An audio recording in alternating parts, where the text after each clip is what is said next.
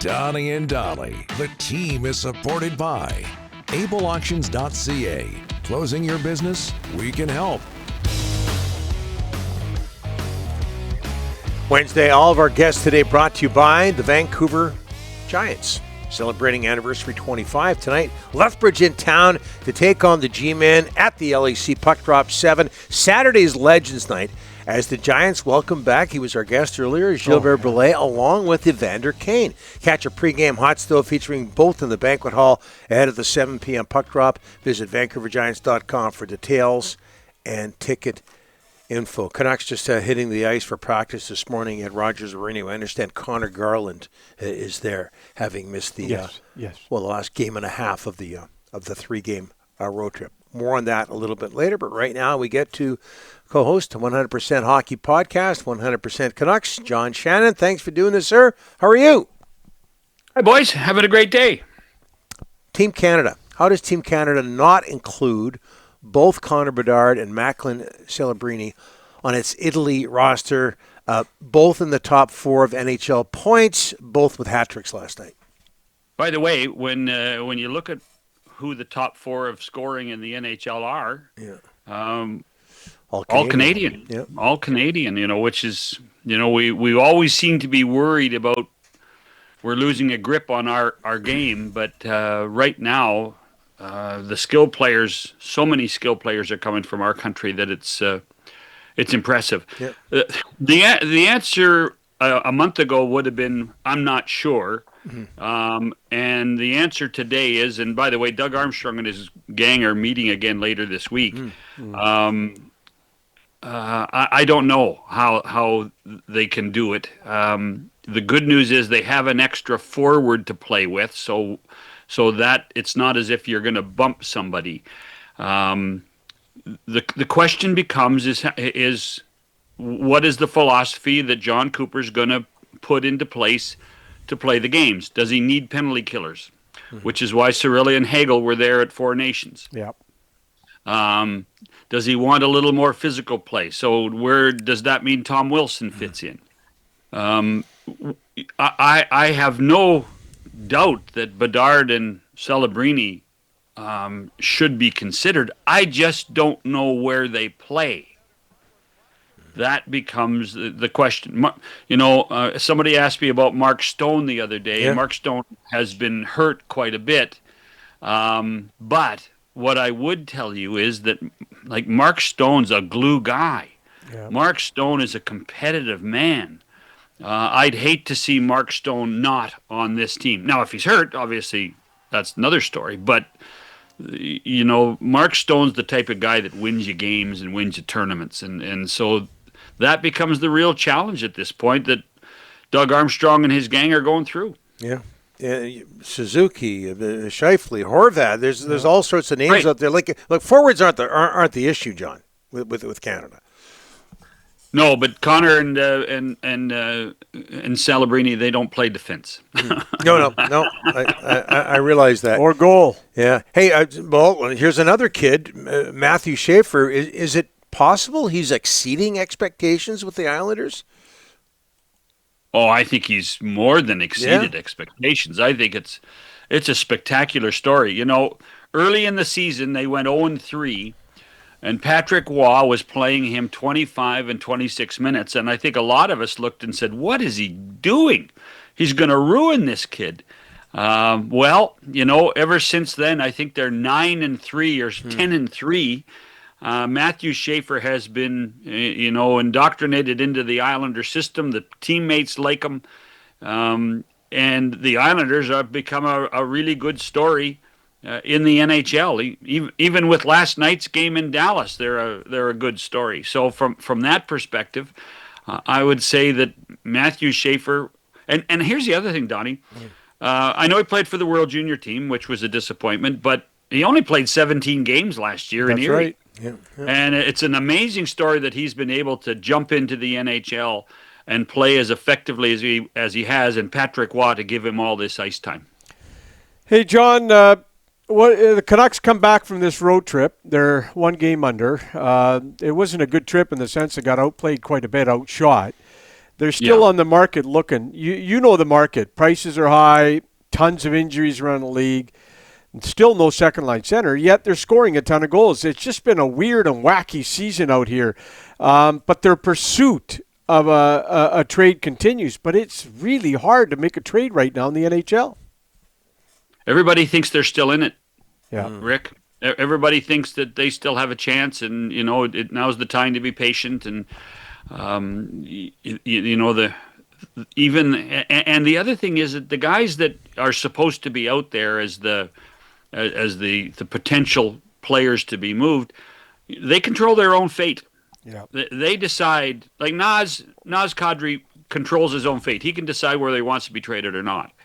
And then that means that he can actually pick and choose where he wants to go. Does he want to go to a team that's on the bubble, like the Canucks are on the bubble, or does he want to go to a real contender?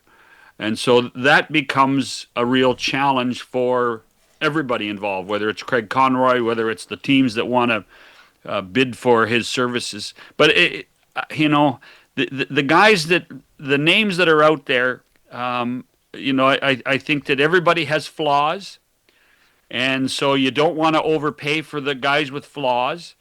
And therefore you tend to back off and just say, hey, can we get through this? Can we get through everything that's going on and pray that we can, get through this schedule for one thing that allows a team to keep on going and keep playing. The one thing about the Canucks I would say is you're right, they're scoring. I don't think 5 goals and 15 shots is anything to be envious about. But this defense was supposed to be better than this, and that's become the real. And you can point fingers at goaltending, but the defense was supposed to be better, and whether it's the Petterssons, and Tyler Myers, and I think Quinn's doing his job. So where's the breakdown in the defensive zone? And that might include, by the way, the forwards. Mm-hmm. Yeah, that might include the forwards. I mean, the one I said this. I said this somewhere else this week. The one person that they miss on defense is somebody like Adam Foote. Yeah, his type of guy. Type of guy. That's what they miss. But don't discount their goals against problems with the PK. Their worst PK in the National Hockey League, John. They've given up 23 of their 77 goals on the PK. That's not good. That's been a major problem. That's where they miss Bluger and they miss Forbert. So it's just the injuries. Well, particularly Teddy Bluger. Yeah, I sure. mean that's his special. And hopefully, once he gets back in game shape, David Kampf can fill a bit of that void. All right, Patrick Waugh, we saw the fire on the ice, but we saw the fire on the bench last night. He wasn't happy at all. No. He's giving it to Rantanen right here. Like, hey, buddy, next game, keep your head up is basically what he said. Are you surprised or not surprised? No suspension for Rantanen on Romanov. No, I'm not surprised. I mean, player safety looked at it. They see exactly what they think. I mean, when the actual initial hit started, it was close to the goal line. And this is a collision sport, guys. Sometimes these types of things happen. He was penalized for it. He got 15 minutes of penalties, albeit the fact that it was less than a minute to play in the game.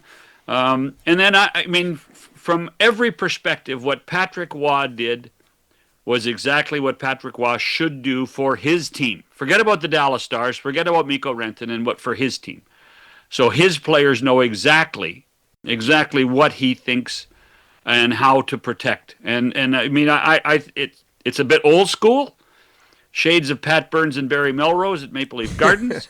But to me, I think it was the right thing. Now, what he said to Rantanen and the fact that we heard it, I would suggest that he will be receiving a phone call from hockey operations to say, please watch yourself. And I would not be surprised at some point in the next week or so that we hear that Mr. Waugh has been fined $25,000 for a threat. And you know what? From Patrick Waugh's perspective, it might be worth the $25,000.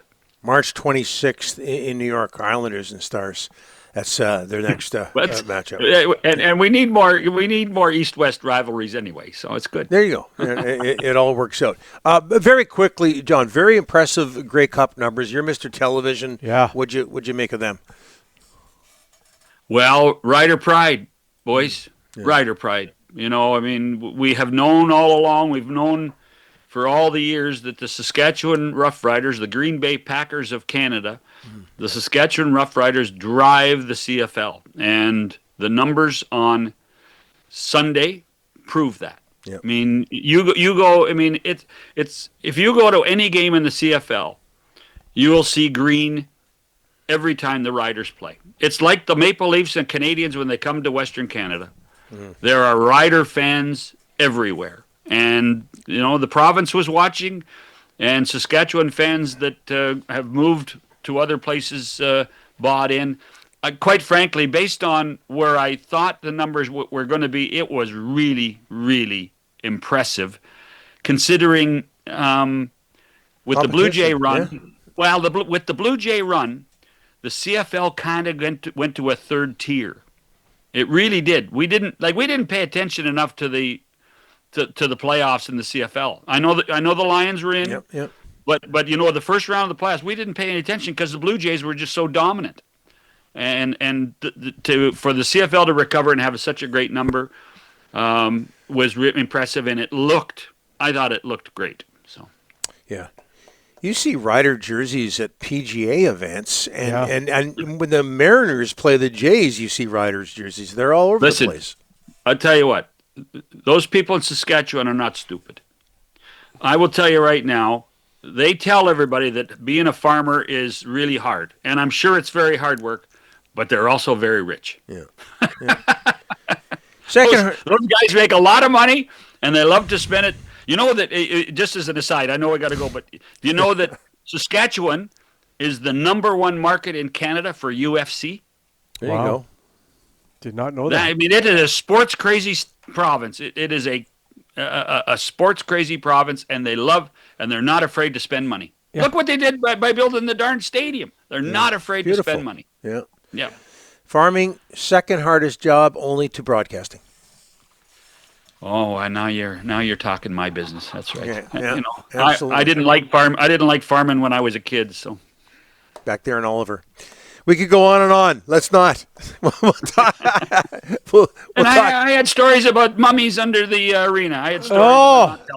Yeah. Okay. Do you know something we don't know? Jimmy Hoffa, Jimmy Hoffa is out in the Meadowlands somewhere. Yeah. Well, no one would be surprised with that. Either that or underneath Rogers. All right. Thanks, John. Appreciate it. Cheers. 100% Hockey Podcast, 100% Canucks.